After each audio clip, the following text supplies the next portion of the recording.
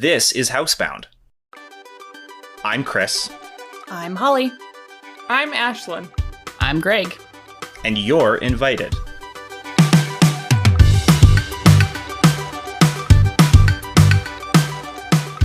Welcome to Housebound, a podcast we made because we needed company.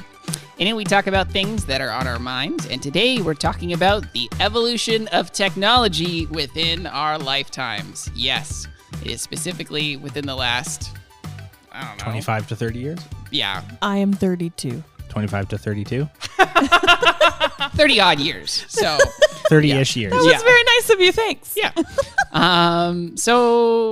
What's... Just to start us off, what in your mind has been what you feel to be one of the most surprising evolutions of technology within your lifetime? That you were like, I had no idea we would get to this point here.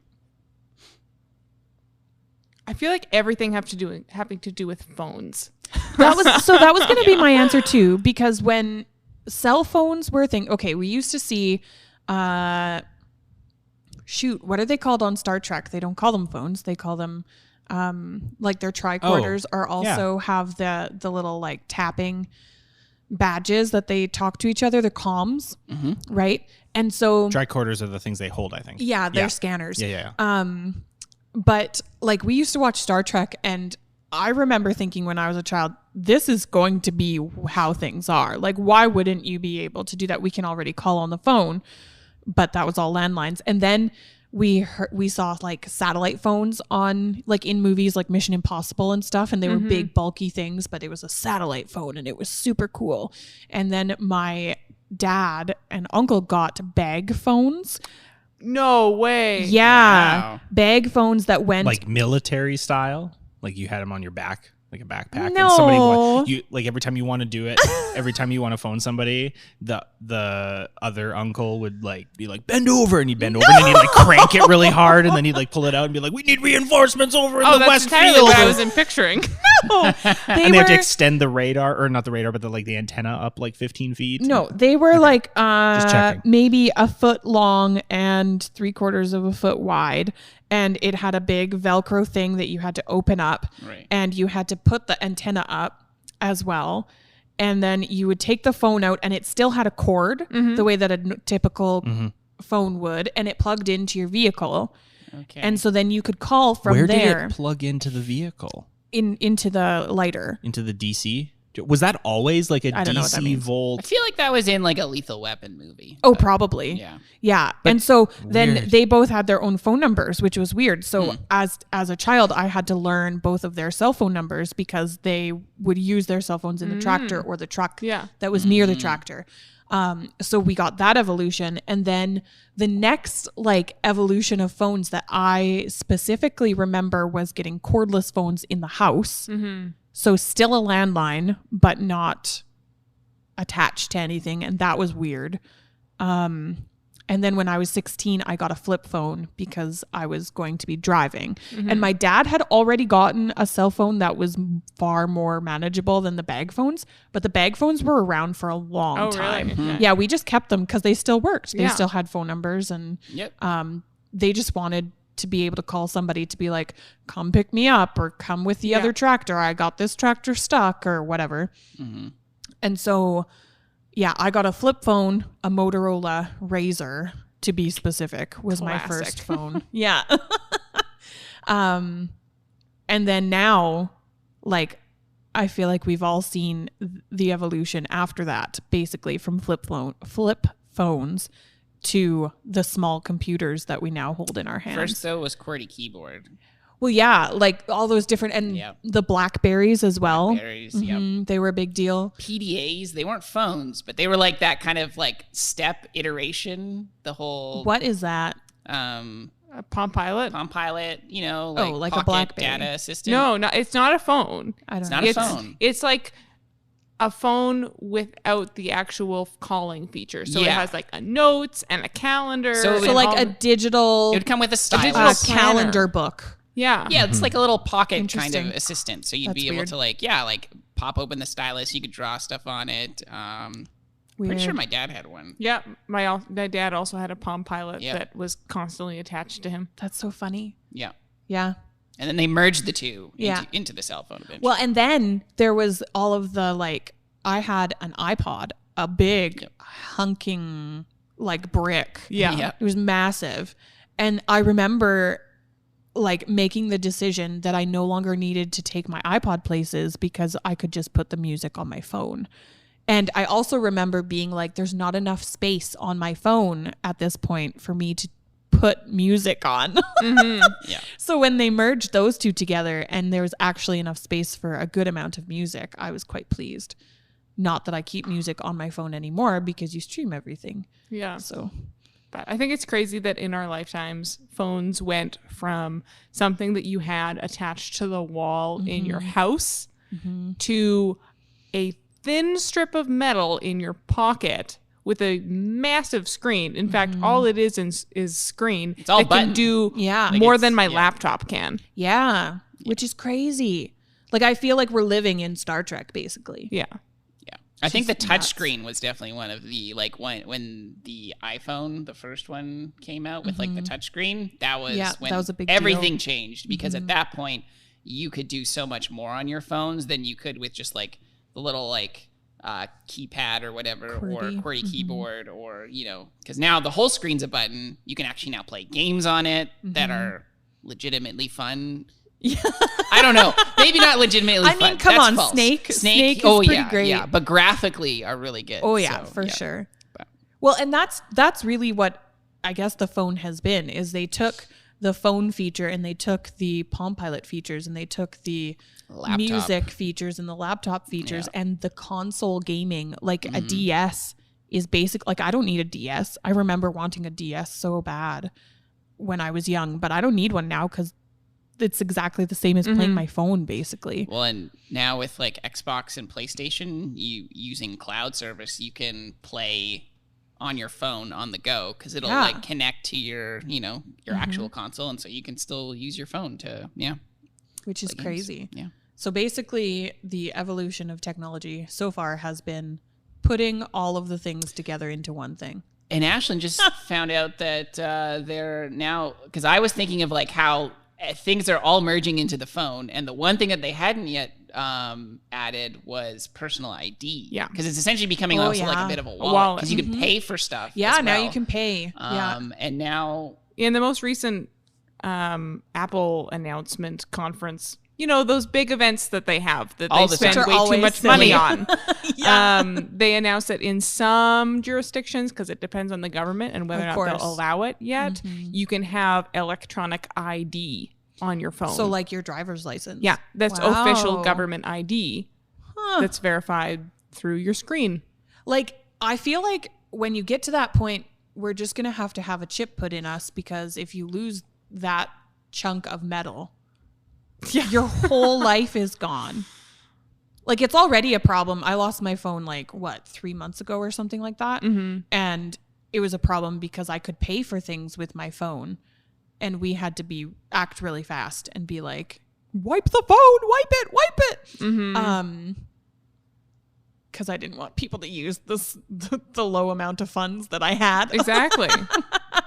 Well, and if they have your whole identity, like, and it's your phone is connected to every single account that you have anywhere. yeah, banking, yeah. like All my games. I don't want them to impersonate me in my games. That's a problem. I've been silent because I've been trying to think if there's anything that fulfills the surprising. Yeah, I just Field. ignored the question and answered. I don't, I'm sure that I'm forgetting something super obvious, but I don't think there's anything that's shocked me that it's maybe evolved or even just been invented. There's been a lot of, I was looking online to find some of the like top inventions from the last 30 years. And there's been a lot of, there's been the invention and then a lot of advancements in the phone realm of things, which is what we've already talked about. But you have to admit, though, as a kid, you didn't expect to be able to have a computer in your pocket. That is surprising. I didn't think about think that so. as a kid, to be honest. Like, Well, yeah, because it's not even something that's like, comprehensible. Yeah. Yeah, and I guess so. And now that we have so much technology available to us that's doing such wild and crazy things, even if a specific item can't do what you want it to do all on its own, usually paired with a second piece of technology, it can. So like we can't very easily swipe up on our phones and play the video that we're watching in like thin air. Like it can't just materialize, become like a hologram or something like that. Just wait. But It's gonna happen with like a simple device that's available to whether you're an iPhone or an Android user, you can have it connected to your TV so that you can tap a button and it plays on the TV. Yeah, so it's like fair. so like with two pieces of technology, suddenly you've done something that you can't do just with the one piece of technology. Yeah. Or even with the smart TVs, they might have that function built in. So then you only do technically need if you consider the TV to be the second piece of technology, then you still need two. But I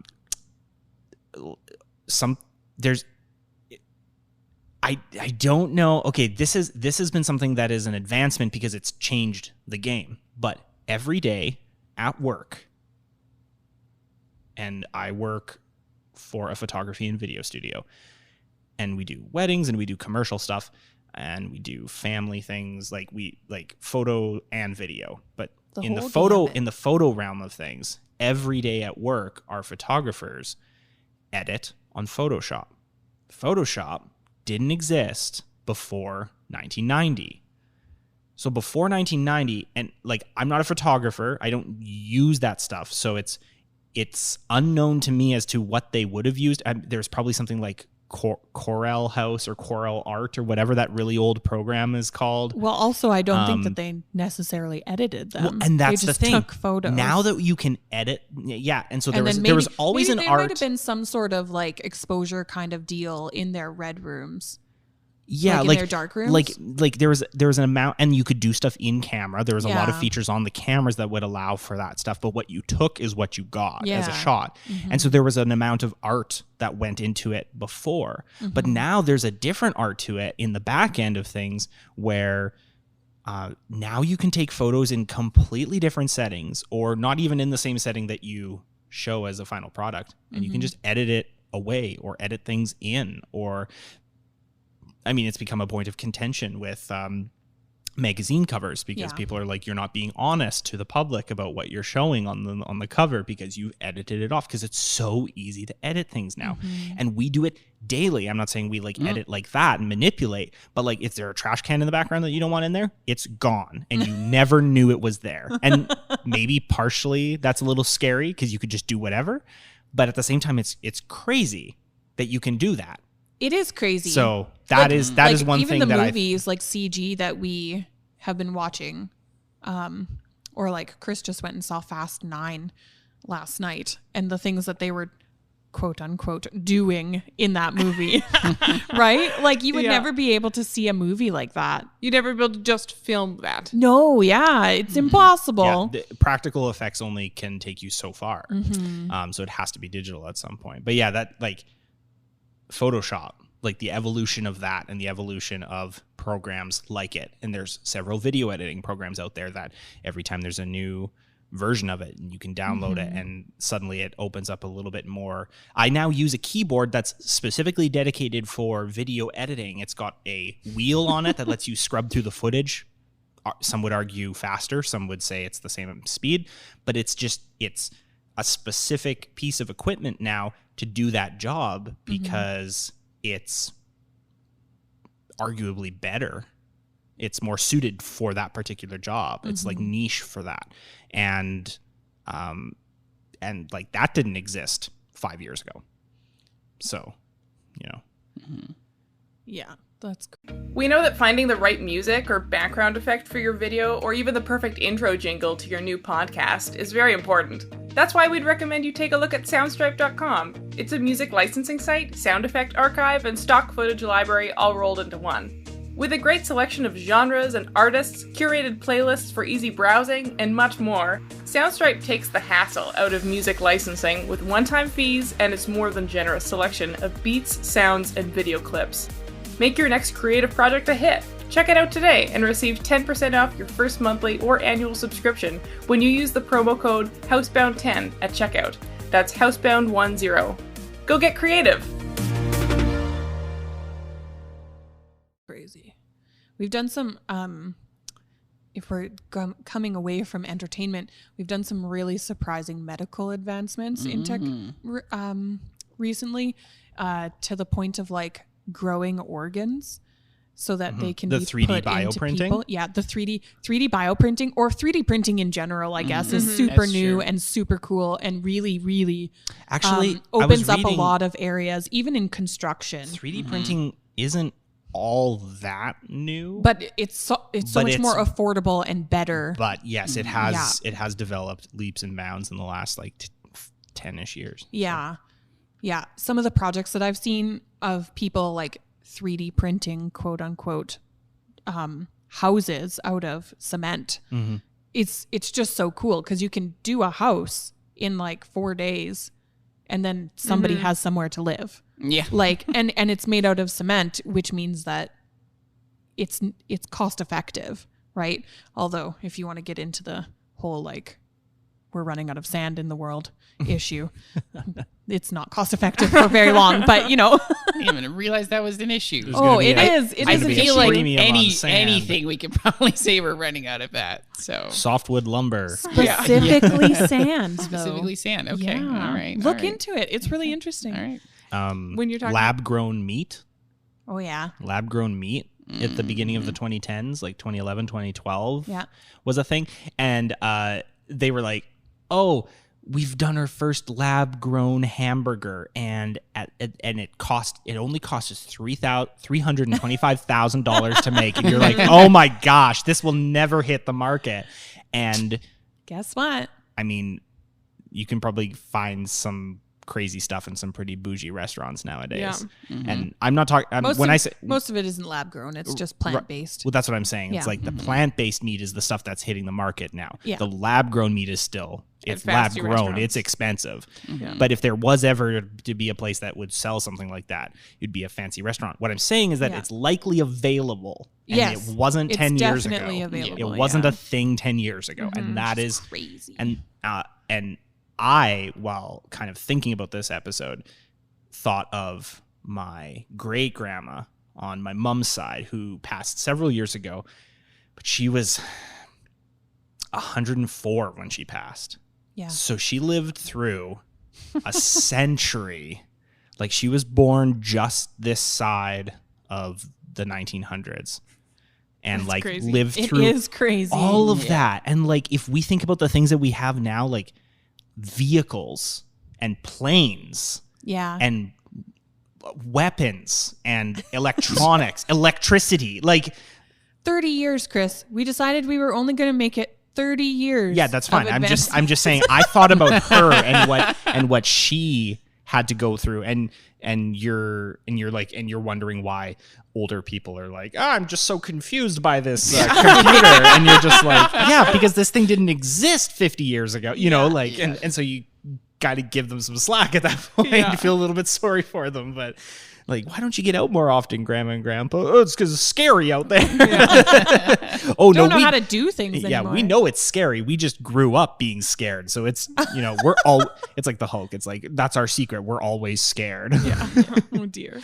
When I think of science and technology advancements, I often think of when I was in science class in school, like elementary and like really early high school, I remember hearing about the Human Genome Project. Oh, yeah. Which started in 1990 and it didn't finish until 2003. They got 13 years and they finally finished the entire human genome. Like, they mapped it. Yep. Yeah. So, they- yeah. Sorry. go there's ahead. like patient X or whatever. Their identity is not known to the public. And they mapped every single Gene. like Yeah. nucleotide Yeah. in their DNA sequence. Now, And the person just like stayed still for that whole time. Like, All right. they're A just- little to the right. Yeah.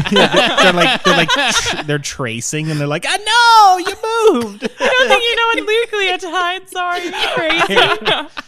But so that finished in 2003. And now you can just go get genetic counseling anywhere. You can have someone sequence your DNA and they already know what it means, not just what it is. Mostly but they can, anyway. They can interpret parts of your DNA. Yeah. And you can go and get genetic counseling for what is in your DNA. And that's crazy that we only finished mapping one person in 13 years in 2003. Except that now that we can say that we've mapped a person. Yeah. Which before we couldn't have said that. Which is but like in the itself advancement crazy. in that is insane. Like like now you can moved just this far. You can just go and get mapped and it's not expensive. Yeah. So we did that initial step and then the leaps that it's taken since then. Yeah, for sure. It's like the Beyond Meat or whatever. Right? Yeah. Like that kind of thing where now it's become public and accessible and Which like you said, it's not even expensive. It's free in some cases because it's like looking for an Alzheimer's gene or something like that through your medical care. Well, it's free here anyway. So, Canada, yay. Yeah. Canada. Yeah, that's insane. Yeah. What's shifting gears a little bit, what would be on the flip side something that you're surprised hasn't arrived yet in technology? Like teleportation. Where is my teleporter? I want it now. Thank you, please. Thank you. But are you actually surprised that that doesn't exist? We are nowhere near. I'm surprised that there's not a technology that would even assume I that know, we could do that. but we could be if we worked on it more. Work on it more. Gosh. How do you expect? I would just say I want to know what your plan is for how this teleporter Haven't you will seen exist. Charlie and the Chocolate Factory? That's the plan. They can send chocolate until they can send children. I must have watched a different Charlie and the Chocolate Factory. Here, I'll just Is there aliens in Charlie and the Chocolate No, Factory? they're just like working on how to send chocolate through people's like televisions to get it to them. Oh, how I would envision this question is like, as a child, what was something that you imagined would be here now, right? So like teleporter, that's good, right? Yes. Where there's not necessarily like more an realistic explanation necessarily, but you know, more realistically, something that as a kid I would imagine that could exist now, and as a adult growing up have constantly seen advancements towards this, but still no real success in it, is just like flying cars. Yeah, that's like what I was like thinking too. there's planes. But Put if some we could wheels on teleport it, it- and give us like an airspace. Like it would require much more work than that, but that's at Like least protocol for how to drive in the air. It would be a Can whole you imagine? It'd be a whole different thing, but at least I feel like that's achievable. Whereas teleportation is like, do we even actually have anything to suspect? What that is, it would work? Absolutely, we do. That pulling our cells apart and reassembling Come them on, over like every Marvel distances. movie practically. Well, that's the CGI we were talking about.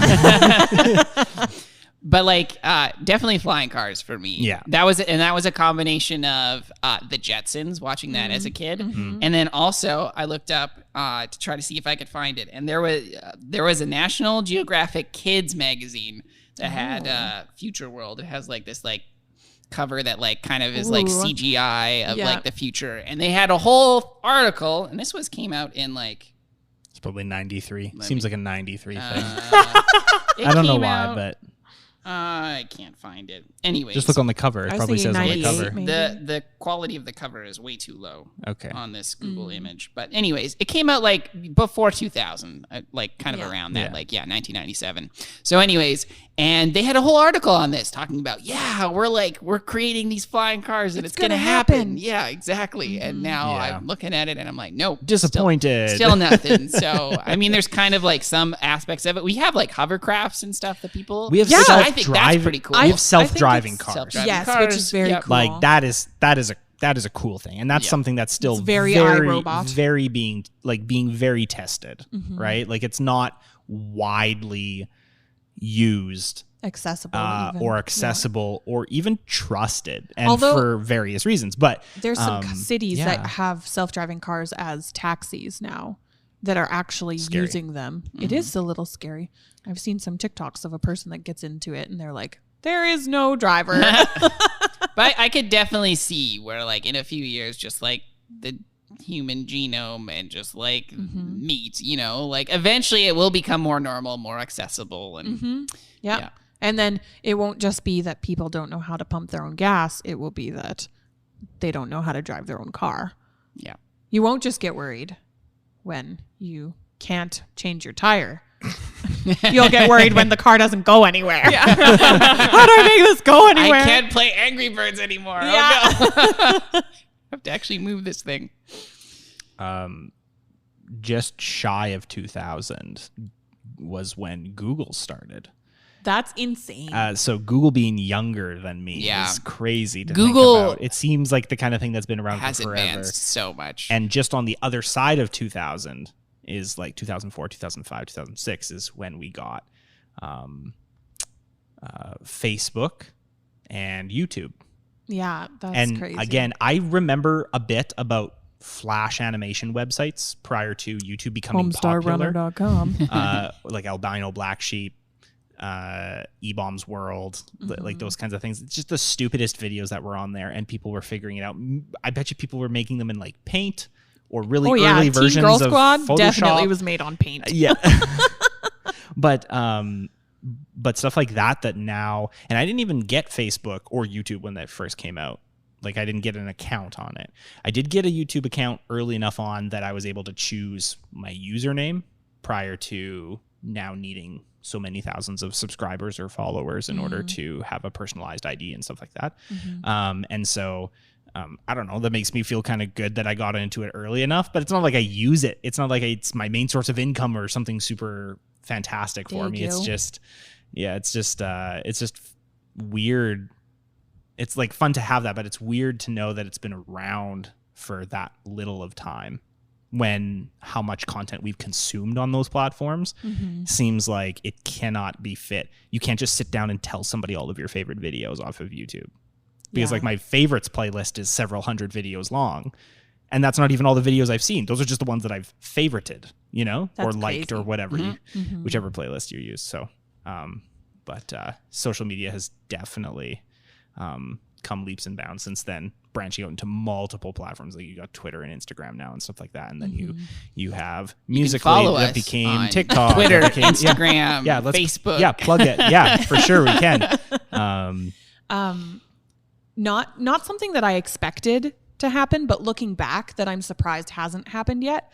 And this is a little bit of me being a tiny bit of an activist for this, but I'm really surprised that the world in general is not on renewable energy yet. Like it is totally accessible. And like, why haven't we done it? And obviously the answers are because people still make money off economy, of it not being that way. And people wanting money. But like, really, like there's zero reason why we shouldn't already be on completely renewable energy. Like looking back at it, it's just like, it's been around for a very long time and cheap, or like relatively cheap for a very long time. Yeah. Or even just that there's places in our province where you can get okay speeds of Wi-Fi and internet and cellular and all those sorts of things, but not clean drinking water. Oh yeah. Like, that's absolutely ridiculous. Question mark, exclamation mark. Yeah. Yeah. Just totally true. unacceptable. Yeah, where we should have solved some of these issues. Yeah. It's a long time coming. Yeah. Yep.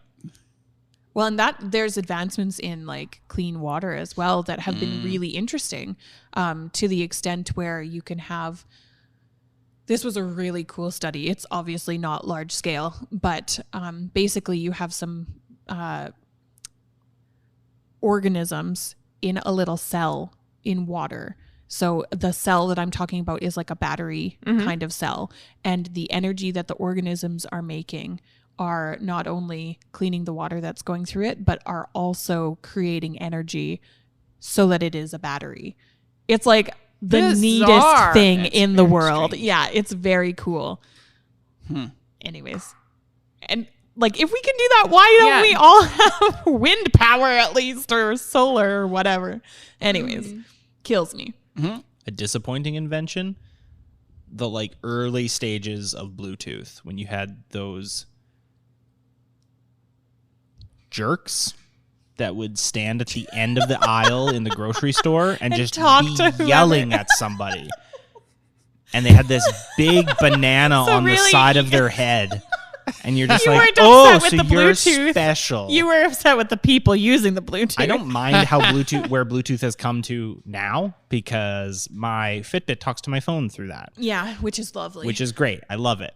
But when it first that came early stage, I kind of almost wish that we could just skip all those early stages of things, like, or DVDs were great. They skipped ridiculously often. Like, you could never, they were easily scratchable. I guess scratching. They were I didn't have one that skipped and you often just because, and you often had them like jump in the middle when you got halfway through the disc read. Which is bad for they would libraries. just jump. That was a thing for people who knew to look for it. Well, because I did not notice that until it was pointed out to me. But then we got I'm watching this Blu-rays, movie. and yet in between we had that short time period of the HD DVD. Oh yeah, the red box. So there's someone tried real hard, failed real hard. Which actually, interesting, fun tidbit is that for the DVDs.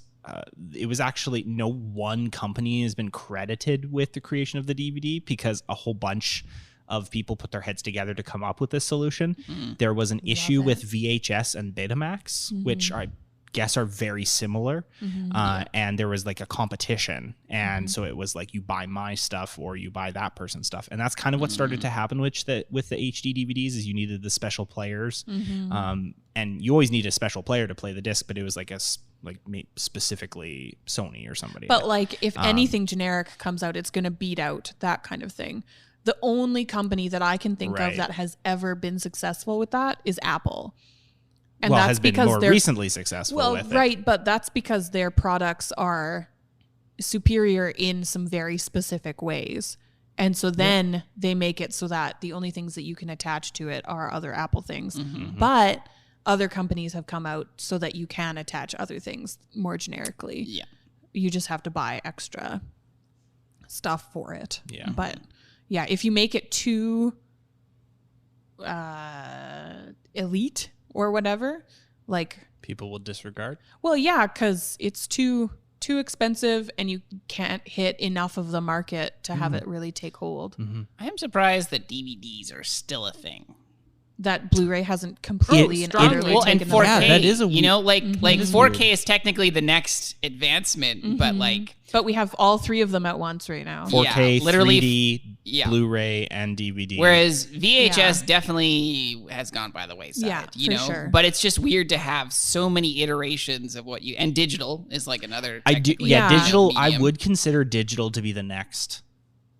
Like I Like would, where I would we're consider going. it to be the next. People step. will buy Yeah, little where USBs of I don't think they'll movies even instead buy it. of- I think they'll literally just pick up codes. Yeah, maybe. Like I think that's just what it's going to be, because it doesn't make. It takes away from like the physicality of actually owning something. That's That's why I think there's going to be USBs for a little while. That's a collector's thing, which they are going minimalist with things like the Nintendo Switch is quite a bit smaller. Their game cases are quite a bit smaller because they don't even need cases. They could just all be downloads. Yeah. PlayStation 5s, you can buy digital only versions that don't have the optical drive in it, so that all you can do is download the games, because you don't need to have a physical game anymore. Like, it's not a requirement. And even the early Discmans, you could spin a disc, open it up, pull the disc out, shut the disc, no disc in the Discman, and it was still playing because the laser would read it ahead of time for the, that Excuse me? the anti-bump, the anti-skip feature. It's because it reads the disc, and so it stores part of it in its memory. Not a thing that I ever experienced. I don't know if you I can had do that the with, anti-bump I don't know if you can do that pretty cool. with an entire disc necessarily. Yeah. But you it do would it with like at least a song or something. With some length of a song, because it had a That's bit so of memory in it. interesting. And so we've gone from that to anti-skip technology to well, the guy that purely digital, not a problem. the guy that did a lot of work with the early cell phones, the concept and the design of the wireless phone was inspired by the tricorder from Star Trek. Yeah. And so, which, like, that's why reading science fiction is lovely, because I'm not surprised when things happen. Yeah. Very true. Yeah. It prepares me for life. I mean, For real life. Whatever's working for you, Holly. It's excellent. Someday my dog will talk and I won't even be surprised. Because of science fiction. or Disney. Yeah. Yeah, that's fair. or in Ashton's case, wishful his was thinking. a little technological dealy too. Yep. So, Yeah. anyways, Well, the world has moved. yeah. Has moved on. Yeah. Thankfully, through the creation and the invention of the internet, you're able to listen to us wherever you are at whatever time you wish, as long as we've recorded the episode. We're not quite at the part where it's releasing future episodes on us before we've even recorded them, but That would be interesting. that'd be maybe terrifying. Yeah, I was going to say it's a little scary. Do we listen to them ahead of actually recording them then or not? Will that influence what we record? Here's the thing that I want to exist in the world. Learning something without trying. Like Matrix style downloading. yeah. Like downloading or like I think it was Dragon Ball Z, honestly, the anime that he like slept with this tape on and then he learned a whole bunch of stuff while he was sleeping. That would be fine too. Just put all of the information into me so that I can just be an expert and then go from there. Like we can continue to build on things without having to start from the beginning every time. I too would like to not do work. Yes. Yes.